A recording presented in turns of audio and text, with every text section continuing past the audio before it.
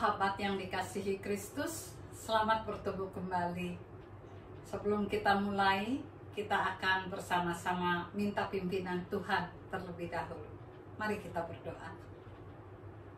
Bapa yang Maha Pengasih, kami mengucap syukur di mana kami boleh berjumpa kembali dan kami boleh belajar lagi dari firman Tuhan. Tolonglah Tuhan, supaya hati dan pikiran kami melalui pertolongan Roh Kudus dapat mendengarkan firman Tuhan dengan baik. Biarlah juga ya Bapa hamba-Mu dalam segala keterbatasannya, Tuhan kendalikan, Tuhan ajari dalam kerendahan hati kepada Tuhan untuk menjadi penyampai kabar baik yang seturut dengan kehendak Tuhan. Berfirman pada kami Bapa, kami serahkan di dalam nama Tuhan kami Yesus Kristus. Amin. Sahabat yang dikasihi Kristus, kita akan bersama-sama masuk dalam sapaan sahabat yang bertema Hope at All Times. Hope at all times artinya dalam keadaan apapun kita selalu punya pengharapan. Kenapa kita selalu bisa punya pengharapan? Kalau kondisi kita sedang tidak baik, kalau kita sedang menderita, kalau kita sedang dalam ancaman, kalau kita sedang dalam keadaan yang sangat susah, kenapa kita selalu punya pengharapan? Maka kita akan melihat apa yang dikatakan Scott Hefman. Scott Hefman berkata, di tengah-tengah dunia yang selalu berubah, kabar baiknya adalah bahwa kehidupan iman itu berdasarkan atau bersandar pada kuasa, perlengkapan, dan janji Allah yang pasti. Situasi bisa berubah-ubah, tetapi masa depan sepasti seperti karakter Allah sendiri. Maka tidak masalah apa yang terjadi. Orang yang mempercayai Tuhan mempunyai pengharapan dalam janji-janji Tuhan. Jadi saudara, pengharapan kita bukan didasarkan pada situasi dan keadaan. Kalau sedang untung, kalau sedang sukses, kita punya pengharapan. Kalau tidak, bukan itu. Tetapi kita akan selalu punya pengharapan karena kita mengandalkan seluruh apa yang dikatakan iman kita dengan mempercayakan pemeliharaan janji dan kuasa Tuhan yang pasti. Tuhan itu tidak berubah-ubah. Keadaan kita yang berubah-ubah. Maka sebelum kita masuk pada 3 hal yang ditekankan Paulus, saya akan membawa lebih dahulu seorang wanita yang bernama Iyanla Vanzant. Iyanla Vanzant, anak yang lahir dari keluarga broken home. Dia lahir di Brooklyn dan ibunya seorang yang bekerja di stasiun kereta api, sementara ayahnya kriminal yang terus-menerus keluar masuk penjara. Ibunya meninggal karena kanker payudara pada saat Iyanla masih sangat kecil. Maka Iyanla dititipkan ke kerabat-kerabatnya, kerabat ibunya, nanti kerabat ayahnya berpindah-pindah. Pada usia 9 tahun dia diperkosa oleh salah satu kerabat di mana ia dititipkan. Dan kemudian Iyanla menikah pada usia yang masih sangat muda, 16 tahun, punya 3 orang anak, dan suaminya adalah seorang yang sering menganiaya dia. Pukulan demi pukulan menimpa tubuhnya dan akhirnya Iyanla lari bersama 3 anaknya. Dia berjuang untuk hidup. Bahkan dia bisa sekolah hukum. Dan ketika dia menyelesaikan studinya dengan baik, anak pertamanya, Jemia, meninggal pada usia 34 tahun terkena kanker usus. Pada saat itu Iyanla menjadi seorang yang sedang mengalami kebangkrutan, homeless, dan juga secara manusia dia mengalami depresi berat. Namun ia tidak patah.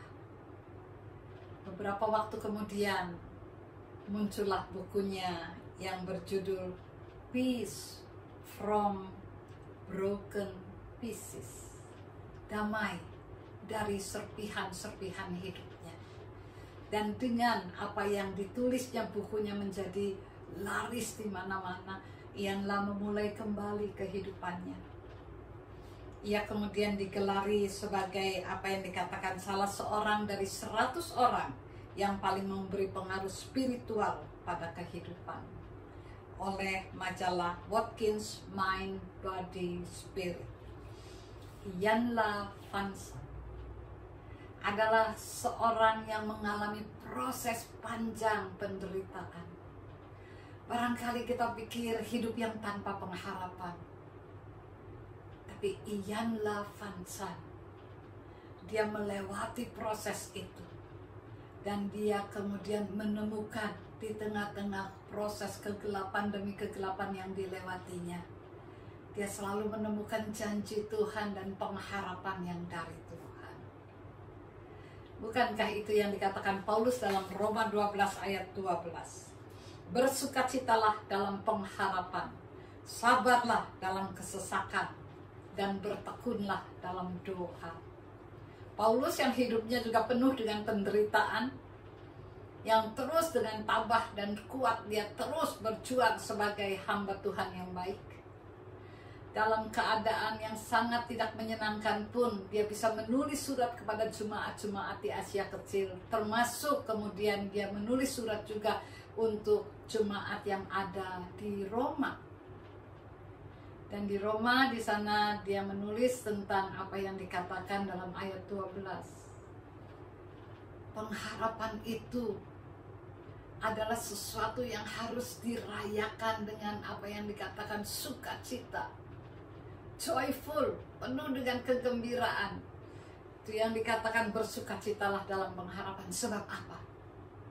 Sebab pengharapan itu anugerah dari Allah yang mengasihi anak-anaknya. Kita sebagai orang-orang yang disebut dengan the beloved-nya Tuhan adalah orang yang tidak pernah kehilangan kepastian kehadiran Allah. Itu sebabnya kita selalu punya pengharapan. Bahwa bentuk pengharapan itu seperti apa? Itu adalah bagian dari proses orang percaya.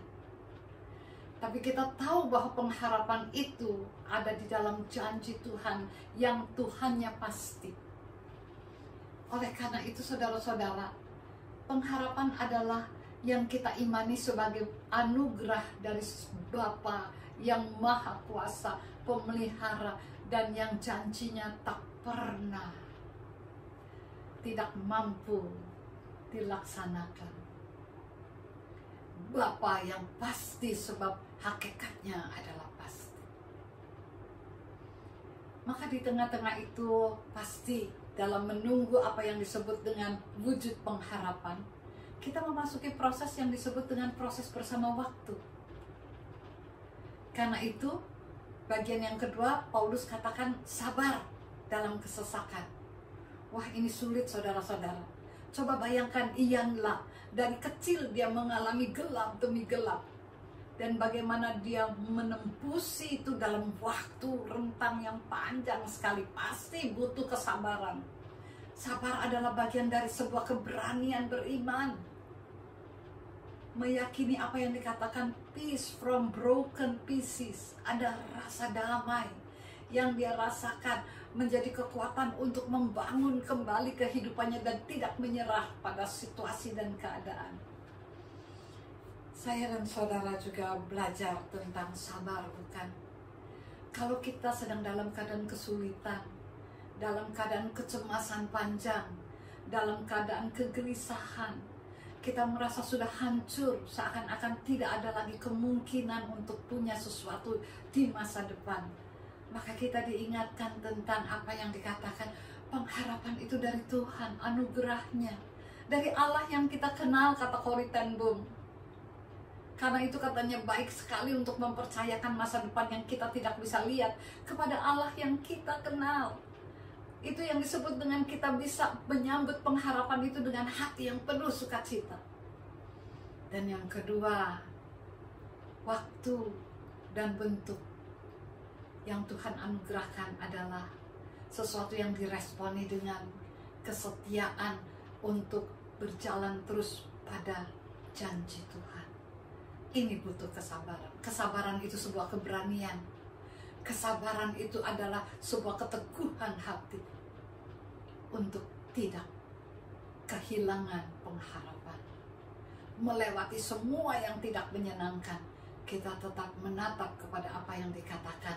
Dia ada dan dia akan memberikan yang disebut dengan pengharapan itu sendiri. Dan yang terakhir adalah tekunlah di dalam doa. Saudara, saya mengutip kembali tulisan Ian LaVance. Kenapa katanya dia bisa keluar dari semua keadaan itu? Dia jawab begini, dalam saat yang paling gelap dan berat, apa yang membuat saya mampu melewatinya adalah doa. Kadang yang keluar dari mulut saya hanya bisa tolonglah saya, atau saya bisa hanya berkata terima kasih. Apa yang saya alami adalah hubungan yang intim dan komunikasi dengan Tuhan saya akan selalu membuat saya melewati persoalan saya dengan apa yang disebut dengan pertolongannya datang dalam hidup saya. Sebab dalam doa dan melalui doa, saya tahu, saya mengalami betapa pertolongan dan dukungan yang saya butuhkan selalu membuat saya bisa menembusi gelap itu dan selalu menemukan kembali hari esok yang harus saya perbaharui, yang harus saya jalani, yang harus saya syukuri. Dan itulah yang membuat Ian LaVance menjadi salah satu dari 100 wanita Afrikan Amerika yang bisa memberikan apa yang dikatakan dukungan spiritual yang luar biasa kepada banyak orang. Saudara-saudara, bukan karena kita ingin menjadi orang yang hebat, tetapi apa yang disaksikan Ian LaVance adalah bahwa doanya menyadari tentang Allahnya yang janjinya menjadi seperti sebuah anugerah yang membawa kepada pengharapan demi pengharapan. Itu akan menolongnya, memberikan kekuatan spiritual. Sebab ketika proses sabar adalah membutuhkan keberanian, Ianlah berpegangan kepada Tuhan yang ia kenal. Seperti seorang anak yang selalu pegangan pada bapaknya dan bilang tolonglah saya atau terima kasih, melewati babak yang tidak pernah kita pikir bisa lewati. Tiba-tiba kita menemukan apa yang disebut dengan anugerah pengharapan dalam ucapan syukur. Saya dikasihi, saya adalah orang yang dituntun terus, dan tangan saya tidak mau lepaskan dari pegangan kepada Allah yang pasti, yang tidak akan berubah ketika situasi dan kondisi berubah-ubah. Mari menaruh kekuatan spiritual dengan mempercayakan pengharapan hidup kita dalam syukur kepada Tuhan Sang Bapa yang menyayangi kita, yang melalui proses mengenali waktunya dan juga membangun hubungan yang terus-menerus intim dengan Tuhan. Kita akan bisa berkata seperti Ian LaVance, aku punya kekuatan melewati gelap yang paling gelap itu, katanya, sebab aku membangun hubungan doa terus-menerus dengan Tuhan. Bukankah kita ingin menemukan itu? Keberanian untuk bersabar, keberanian untuk berkata, tidak mungkin saya kehilangan tujuan hidup, sebab ada Bapa yang akan mengajari saya bahwa di depan kita ada pengharapan. Tuhan memberkati kita. Amin.